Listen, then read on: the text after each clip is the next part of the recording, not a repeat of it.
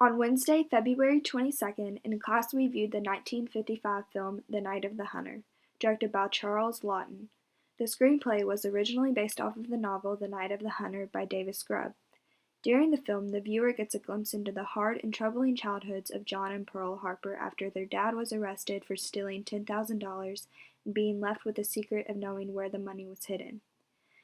This film used its extreme expressionism and detailed lighting to perfect this narrative into being thought of as the second greatest film of all time after Citizen Kane.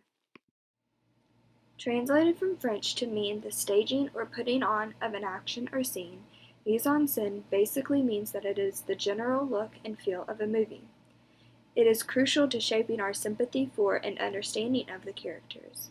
The elements that embody this phrase have a specific significance to our understanding and the characters, action, and narrative of the film. Each element creates a mood for the viewers, and the story the film tells would not be the same without it. A major element that is portrayed in every scene of The Night of the Hunter is the particular use of the lighting. Light is essential in drawing the composition of a framed scene and highlighting certain features to create a significance to each detail. Highlights can add texture and attention to objects while shadows camouflage objects. In The Night of the Hunter, we see a great example of the way lighting can be beneficial to a narrative. There is an intense contrast in each scene that is placed upon the screen. This contrast is called chiaroscuro, which means the use of deep gradations and subtle variations of lights and darks within a frame, and therefore adding meaning, strength, and power to the characters and scenes. Specifically, when each time Reverend Harry Powell is shown on the screen, there is an extreme contrast between black and white that covers his face. This is significant to the story because it shows the psychological battle he has between love and hate and good and evil. His behavior in public showed a very stable and holy man, while when alone he became a corrupt man.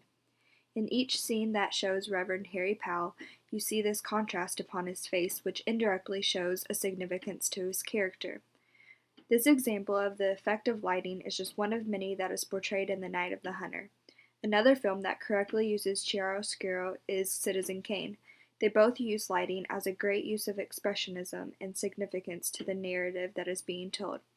Citizen Kane is one of the most unforgettable films, mainly due to its creative and innovative way of using lighting. Another element of mise en scène that is present many times during The Night of the Hunter is the use of framing. Framing implies a point of view for the audience and therefore can cause the narrative to be subjective. The different stylistic ways of framing a scene can cause different emotions and moods within the film and to the audience that is viewing the film. There can be an implied proximity that is portrayed through framing. For instance, with wide-angle shots, the viewer is able to orient with diegetic worlds of the film. Medium shots are more intimate than wide shots, but they still allow for the actor to have room to move. Close-up shots are even more intimate than medium shots and create a better feel of emotion from the actor. Directors also choose to use close-up shots to emphasize the importance of a scene.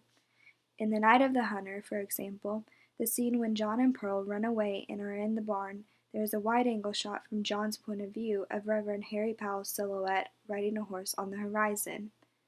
Then it cuts to a medium shot of John showing fear on his face. The next shot is from behind John looking out from the barn with Reverend Harry Powell on the horizon and John in the foreground, showing a threatening return of Powell in John and Pearl's world again. The Night of the Hunter is a film that has perfected the different elements of mise en scène and has used it to its advantage. Elements like lighting and framing that are so heavily present in The Night of the Hunter creates a mood that works so unconsciously and normally goes unnoticed. The audience does not have to analyze each sequence of shots and scenes to understand the narrative that is being told, but close examination of these elements of mise en scène and their arrangements can lay bare the underlying mechanics at work in a film's system of style and make sense of the motives and methods behind a film as entrancing as The Night of the Hunter.